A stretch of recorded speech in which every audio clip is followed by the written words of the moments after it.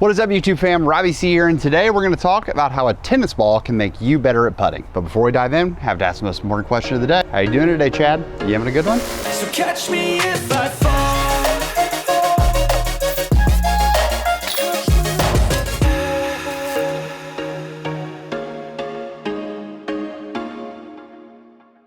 Let's be honest with ourselves. When it comes to putting, it can be an incredibly difficult skill to learn and get comfortable with so that you can really turn the brain off and find yourself hitting a bunch of putts while you're out there on the course.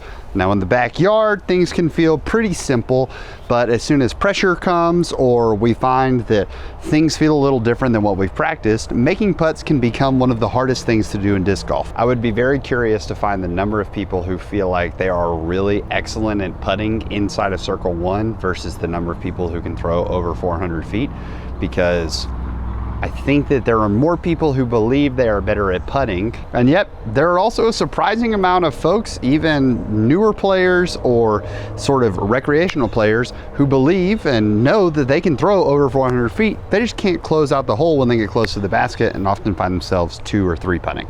Now, I think the core of this comes down to why you could see someone who with an athletic background shows up in the sport and very quickly is able to adapt to being able to throw 300 plus or even 400 plus foot drives. And yet, when we think about putting on the disc golf green, we struggle mightily. And I'll be one of the first to say that I do think putting comes down to a mental focus, but that mental focus can often derail us, and it's not necessarily mental if we haven't quite figured out the physical side of things. The interesting part though is that I think your body knows what the physical side is. We just keep doing something fundamentally wrong in our putting that's making it hard for our body to help us actually make putts. So lots of folks have thrown a Frisbee before, and they may be good at it, they may not be good at it. That's why one of the best internet sayings out there is that a Frisbee is the only object that you can hit a complete stranger with, and it's okay. The sun is sneaky brighter than I thought it was gonna be, so I had to go get my hat for y'all. Now, why can an athlete show up and figure out how to throw a disc, and yet people can't figure out how to putt, even though the idea of putting is a very, I wouldn't even say athletic movement that so many people know how to do, but we try to make it so much more, and that is where the struggle of putting comes into play. Now, what I'm about to say relates a lot more to push putting than it does to necessarily spin putting. If you don't know what the difference is, and trust me, there are quite a few people out there, push putting is traditionally more of that low to high sort of putt, and then spin putting is a lot more on a flat plane where you are just straight spinning the disc. Now, the spush or the spin push is sort of a combination of both, where you want to give a spin, but you may have more of that high to low motion.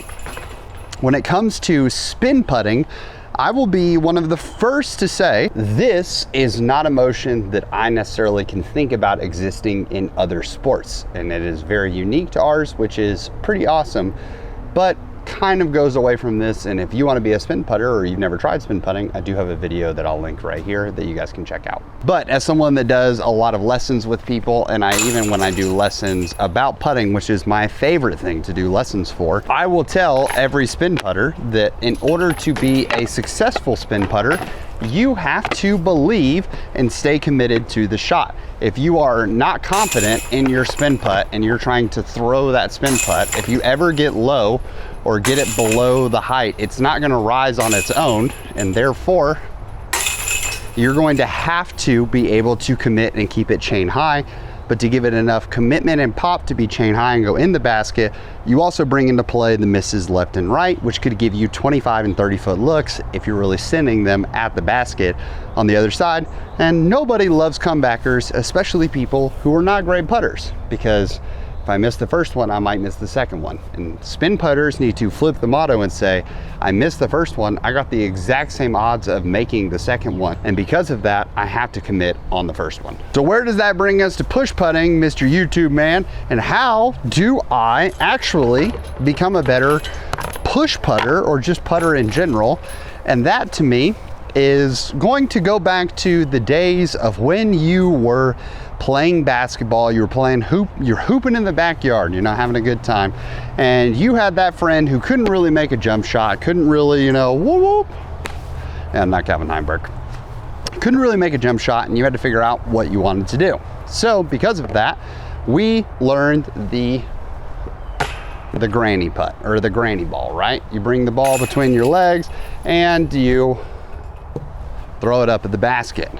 This low to high sort of swoop made it so that I was just tossing the ball hopefully up into the bucket. Now, as you just saw, that is not an effective way to putt in disc golf. So I'm not advocating that you become a granny putter inside of disc golf. But notice we didn't say a basketball is going to be the helpful piece that you needed. We said a tennis ball.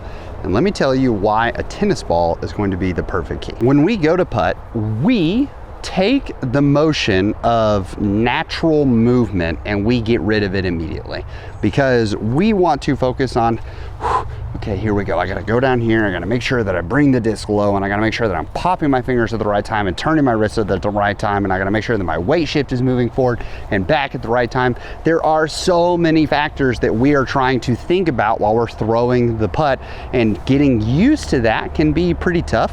And the best putters in the world have practiced a lot of that motion. They know exactly when their fingers are supposed to pop, when the wrist is supposed to turn. And those are important things. Don't make me like belittle those things. They're important and we need to learn them eventually. But getting in the right mindset, if we forget about what the tennis ball is about to teach us, the rest of them are all going to struggle anyways to find that consistency. But if you play with a group of people that are not great at putting, I promise that you will see this exact scenario happen at some point during almost every round you play. Lex and Caitlin are playing around together. Caitlin has already made her putt. Her putter's waiting in the basket. Lex is now putting, and Caitlin has decided not to disrupt Lex's mojo, and therefore Lex is lining up this putt.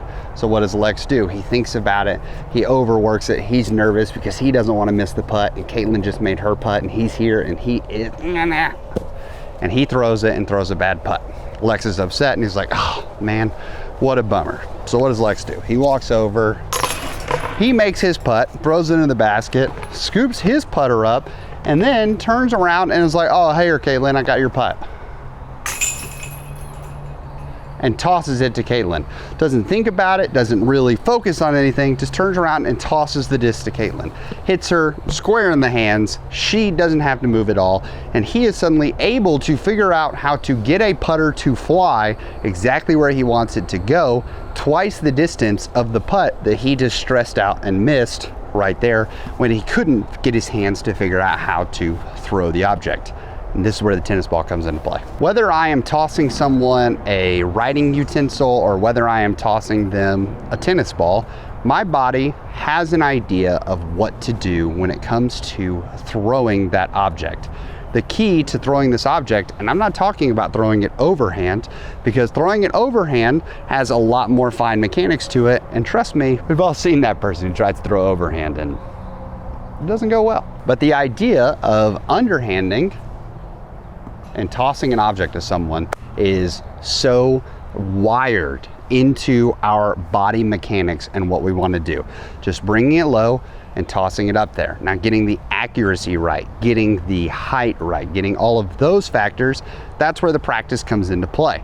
And I'm not trying to say that if you solve this issue that you're just suddenly going to be making all of your putts, but we're certainly going to start seeing the putter fly a lot more accurately and a lot more correct. I'm not sure if that's the right word, but we're actually going to give the putter a chance. Now, how can I go from taking a tennis ball and simply throwing it and take that same translation and carry it to throwing a putt? Well, the difference is that I am feeling the weight of the ball. And this is the key concept that I want you to think about when it comes to putting in general. Feel the weight. Now, what does that mean? If I take this tennis ball and I grip it as tight as I possibly can, and I'm holding on to it for a death grip, and I go to throw the tennis ball, the issue is now my hand has to release at a certain point. If I go to throw this tennis ball and I have this death grip and I'm gripping it super tight, if I release too early, it throws into the ground. If I'm gripping too tight and I release too late, it goes super high and actually doesn't travel any distance whatsoever. It just goes straight up and comes down, and it's right there 4 feet in front of me. But the proper way to throw a tennis ball, even underhand to someone, is I'm not over gripping this thing. I want to give it just enough tension that I have control over it, and thus my thumb and my fingers are going to be involved in holding on to it, but I'm not over gripping to the point of feeling like I am in complete control. This ball becomes weightless and everything revolves around the hand. I feel the weight of the tennis ball as I drop my arm and it falls, that weight hits my hand, and I simply send that weight forward. That is feeling the weight. And how does this translate to disc golf? When it comes to your putting grip, so many people over grip their putters. No matter if you're a finger on top and you're trying to go the full Paul Macbeth, and or if you're taking more of the Calvin approach and you actually tuck that finger underneath. There is a grip pressure difference between the best putters in the world and the worst putters in the world. I want to make sure that I'm gripping the disc tight enough that I have control, but I want to be loose enough that I still feel the weight of this disc. A putter max weight is only going to be 175 grams, which is not heavy at all. And when we hold on to these discs, we grip them so tight, whether that be to nerves because we're afraid we're gonna miss the putt, or just we never really even thought about how we're actually, or how hard we're gripping the disc. When I over grip this disc, I suddenly don't feel the weight of the putter anymore, and it suddenly becomes about repeating refined mechanics. Because if I don't feel the weight of this, I have to let my body know at the exact time of when to release the putt, when to pop the fingers, at what point in my stroke should I be firing all of these things. And if I'm over gripping, I don't feel the weight of the disc at all, and it simply comes down to repeating that mechanic over and over again. This is the exact same reason that when it comes to throwing a disc on backhand, the elite throwers in the game are not actually opening their hand at any point. They are throwing, and at a certain point, the resistance comes and the weight of the disc hits and rips it out and around and rips it out of your fingers. And that actually gives them accuracy, not letting go of the disc at the right time and simply trusting their mechanics, because they are throwing the weight of the disc around. These discs aren't getting any heavier between your 175 gram driver and your 175 gram putter. And in fact, for most of you, especially if you might call yourself part of the Noodle Arms Anonymous, proud member of that club, always will be. Great people there. Keith, can't wait to see you next month's meeting. But as Noodle Arms, we actually prefer lighter weight drivers, and yet for some reason we're still able to get those to rip around our hands. When it comes to the heaviest disc that we're throwing on a consistent basis, we don't feel the weight of this disc at all. So how do you feel the weight of the putter? Because when I feel the weight of the putter, especially as a push putter, that is what I feel like I'm actually throwing at the basket. And when I feel that weight, similar to the tennis ball, I'm going to know moments and be able to guide the weight of that disc more directly towards the basket, rather than trying to time the mechanics of my wrist opens at this point. Because if I'm just focused on that, I'm gonna over wrist it and pull it to the right. I'm gonna not give it enough wrist and pull it to the left. The issues of missing and consistency dramatically increase. So here is your quick guide in how to feel the weight of the disc after all of this buildup. I'm going to balance the weight of the disc on my center finger. You can see that it's wobbling back and forth. Now, I want to let the weight of that disc fall to the side. And when it falls to the side, I'm going to take these 4 fingers, really these 3 fingers, and I'm going to put them on the underside of the disc. And then I'm going to rest my thumb right on top. Underside of the disc for you guys to see. Thumb resting on top. Now, if at any point my fingers are also, you'll see, far enough past the sprue injection point, my fingers are far enough past this, they're not all the way on the edge, and they're not all the way in the middle, because I want my fingers to be somewhat bent, because this is the starting position. My fingers are fully extended, that's the finish position of fingers on the putt.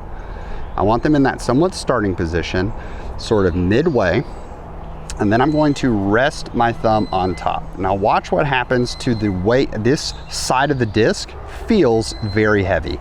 Watch what happens to my disc when I let go with my thumb. That's right, ladies and gentlemen, it falls because the weight of the disc is out there. That side is what we're actually throwing at the basket like our tennis ball. Once again, as a demonstration, I want to make sure, I don't want it to necessarily flat. I'm going to let my putter get flat during its flight, but if I start the putter flat, it's really hard to feel the weight of the disc and have my putter flat. Now, this doesn't mean that I'm going to putt on hyzer necessarily, because once again, we're leaning into the weight of the disc. So what I'm going to do is I let that little bit of weight sit on the outside, and as I bring the disc down, that weight is what I'm throwing up. I'm popping that side of the disc, that weight of the disc up, and I'm putting that up and forward towards the basket. Now, when you're first feeling this, you don't want to start out at 25 or 30 feet. You want to start at a closer range where you can feel the weight of that. You're going to once again set it to where you can feel the weight coming down. And the easy test once again is if at any point I feel like, hey, I'm gripping too tight, if I let go of my thumb, it falls. Once again, I don't want to be holding the disc this loose, but this is just a good way for me to feel the weight, and then I'm going to adjust just a little bit so that I can still feel that weight out there. If at any point I have this lever, I readjust a little bit, bang. If at any point I feel like, oh, it's too tight, I can't really feel that weight out there anymore, I need to readjust. But I have this weight that I feel, and I'm going to start close and throw it straight into the cage. I'm gonna focus on my disc dots, and I'm gonna throw the weight of these putters at the disc dot. Suddenly, I'm no longer thinking about when do I open my hand? When do I bring the disc? Do I bring the disc down this low or that low? I'm simply focused on feeling the weight of the putter and letting that weight, just like I'm tossing the tennis ball. This actually goes even easier to feel that weight and get used to this from a straddle, because you can go back to the granny putt that we talked about. I feel that weight down there, and I'm simply letting it fly towards the basket. I'm popping the weight of that disc up and towards the bucket so that it goes in. Now, once again, I don't have to full on granny putt this with 2 fingers, but you feel that motion. And then later on, as you want to add more power and you're feeling that weight a little more accurately, because where a lot of people also lose the weight is they don't bring it low enough, because if I don't feel any weight on this disc whatsoever, I don't feel like I have to swing it low. I can simply rock back and rock forward. Another person who does this extremely well is a 2-time world champ and recent winner of the Disc Golf Pro Tour Preserve Championship, Ricky Wysocki. So we've rambled a little bit today, but I wanted to make sure that we set it up properly for you guys to know this concept of feel the weight of the putter. I think so many people, if you were to really think about it, you go to your practice basket in the backyard and you are like, hey, I'm not a consistent putter. I want you to think about how tight are you gripping that disc. Andrew Marwee just won the Majestic, which is an A tier, but pretty well attended A tier for those that didn't travel over to the European events. And if you watch Andrew Marwee's putt, his putt is also very much about feeling the weight of the putter. He brings it down and he swoops it up and he tosses it into the basket. How do we develop this toss, this grand pile style putt, which will allow you to have less long comebackers because you're tossing it up and letting it drop into the basket. You're letting it toss up and go through the basket, those kind of deals. Feel the weight of that putter. Feel it over and over again. And I promise, if you're over gripping, that's probably one of the major reasons that you're not able to find consistency in your putt. So with all that being said, I hope this video was helpful. This truly is my favorite tip to sort of dive into when I'm teaching people how to push putt. If you ever do a putting lesson with me, we'll talk about feeling the weight of the putter so that way you can start tossing it into the basket. It's not about some crazy form mechanic. You wouldn't think about grabbing that tennis ball and tossing it into the basket. Why? Because you feel the weight of it. Let the same be true for your putters. Feel the weight of that putter. Let every bit of that 175 grams help you to find more birdies while you're out there on the course. Hope you have an amazing rest of your day. Please make it fantastic for someone else too. But for now, we're gonna leave you with the birdie.